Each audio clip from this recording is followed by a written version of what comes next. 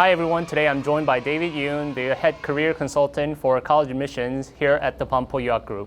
David, thanks for being here today. Thank you for having me. It's a pleasure to be here. I wanted to introduce myself. My name is David Yoon, and I'm the head consultant at 복제하거나.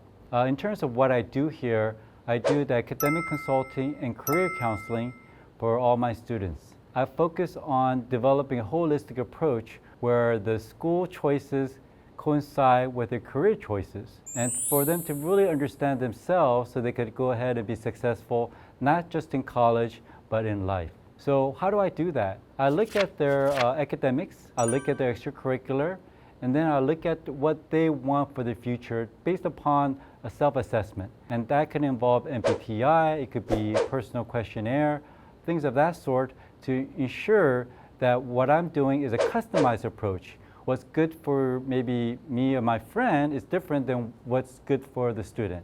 So everybody is unique. So how do we do that? Is that we have to look at the subject matter. If I have a student and is focused on the career, let's say for banking or real estate, then that's really my specialty. But if they want to focus on medicine, they want to focus on engineering, then I will steer to another consultant that has more of that kind of background.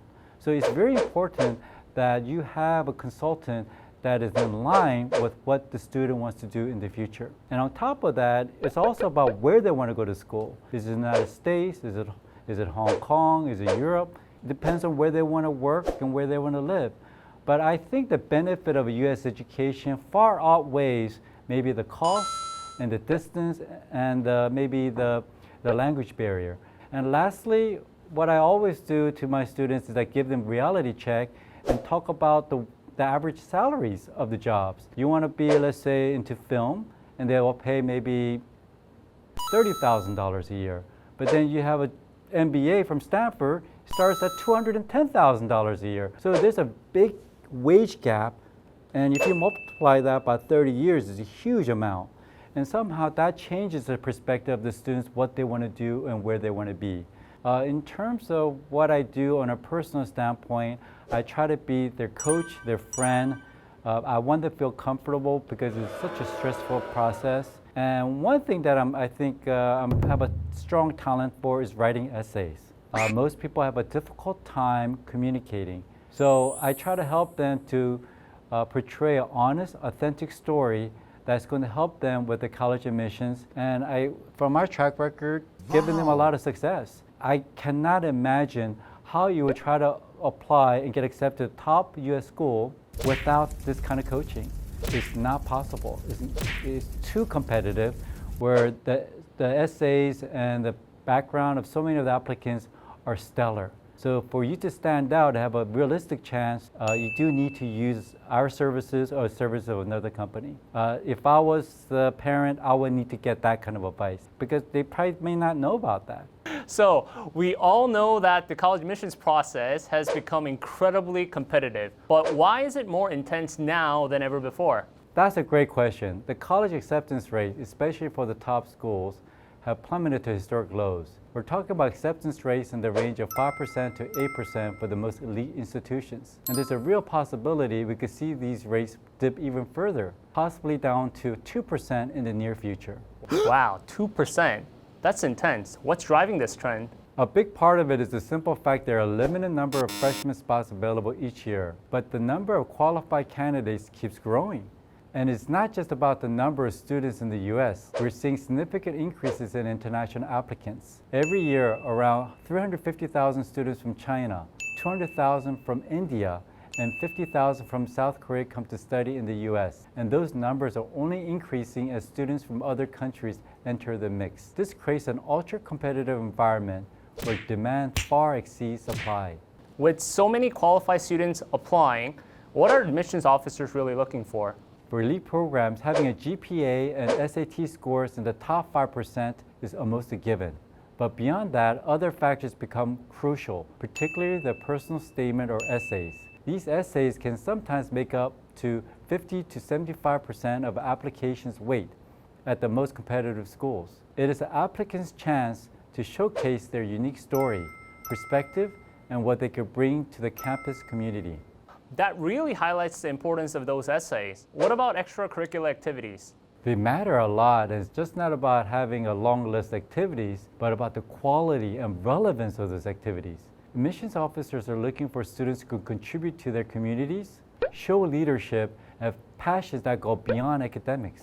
Whether it's starting a nonprofit, excelling in a sport, or engaging in research, these activities help tell a compelling story about who the student is. So speaking of telling a compelling story, how do you advise students to approach their essays? What's the key to making their application stand out? The key is authenticity. Admission officers can tell when a student is trying to write what they think the school wants to hear versus writing about something they truly care about. I encourage students to reflect deeply on their experiences and what has shaped them as individuals. It's just not about listing achievements. It's about conveying passion, resilience, and personal growth. An essay that gives a genuine insight to who the student is can be incredibly powerful. How early should students start thinking about their college applications, especially if they're aiming for top-tier schools? Ideally, students should start thinking about the college admissions process as early as freshman year of high school. This doesn't mean they need to be stressed about it, but it's important to be mindful of building a strong academic record, getting involved in meaningful activities, and starting to think about their future goals. By junior year, students should be seriously considering their college list and preparing for standardized tests. You mentioned standardized tests. How has the recent trend of test optional policies impacted the admissions process? The test optional trend has certainly changed the landscape. More schools are adopting these policies, especially in the wake of the pandemic. While it may seem like students can simply skip the SAT or ACT, that's not always the best approach. If a student has strong test scores, submitting them can still be a significant advantage. Test optional doesn't mean test unimportant. It's just that other aspects of the application, like essays and extracurriculars, carry even more weight now. So with all these components, GPA, test scores, essays, activities, how do you help students balance everything without getting overwhelmed? It's all about planning and prioritization. We help students break down the process into manageable steps and set realistic goals for each stage of their high school career. We also emphasize the importance of self-care and maintaining a healthy balance. Burnout is a real risk if students try to do too much. By focusing on their strengths and passions, students can excel in the areas that matters most without spreading themselves too thin. For parents and students aiming for those top-tier universities, what's your advice? First, it's crucial to have a solid plan that includes effective life coaching and academic consulting. Getting into an elite university isn't just about having high grades or test scores. It's a marathon that requires vision, commitment, and strategic approach to extracurriculars. I often say that about 1/3 of the process is GPA, another third is standardized testing, and the final third is those extracurricular activities. Most students fall short on the extracurricular front, and that's where targeted coaching can make a huge difference. So you mentioned life and career coaching earlier. Why is that so important, especially for high school students? Career coaching, even in high school, is about more than just choosing a major. It's about helping students identify their passions, strengths, and the paths that will lead them to fulfilling careers. Without this guidance, students might struggle to make informed decisions about their future. And remember, the ultimate goal isn't just to get into the top school, but also to have a successful career post-graduation. Early counseling helps set the foundation for that success. With so much emphasis on academic and career success, how do you address the mental health aspect? That's a very important point. We recognize that pressure to succeed can take a toll on students' mental health. Part of our coaching involves teaching students how to manage stress, build resilience, and maintain a positive mindset. We also encourage students to find balance by pursuing activities they enjoy and taking time to relax. Mental health is just as crucial as academic success in this process. That's a really holistic approach. Any final thoughts for parents who might be listening? Yes, I want to emphasize that while parents are often very accomplished in their own careers, they may not be equipped to provide the kind of academic, life, or career counseling their children need.